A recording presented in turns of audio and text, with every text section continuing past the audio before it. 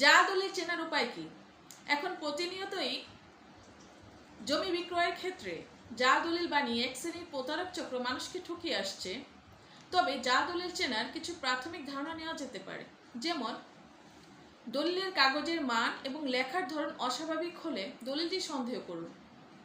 দলিলে প্রদত্ত সরকারি সিল এবং স্বাক্ষর ভালোভাবে পরীক্ষা করুন এবং কোনো ধরনের অস্পষ্টতা বা গরমিল দেখলে সন্দেহ করুন।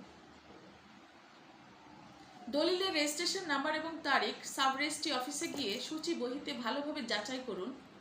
অস্বাভাবিকভাবে কম মূল্যে জমি বিক্রয়ের প্রস্তাব এলে সতর্ক হন।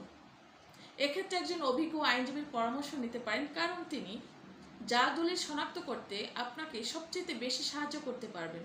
এক্ষেত্রে একটি অত্যন্ত গুরুত্বপূর্ণ তথ্য হচ্ছে, একটি জমি কেনার পূর্বে তাড়াহুড়া করবেন না। সকল কাগজপত্র যাচাই বাছাই করার জন্য যথেষ্ট সময় নিন। Immense thanks for watching this video. If you think this video is effective for you, then please don't forget to comment, like and share this video with others for the sake of public interest and awareness.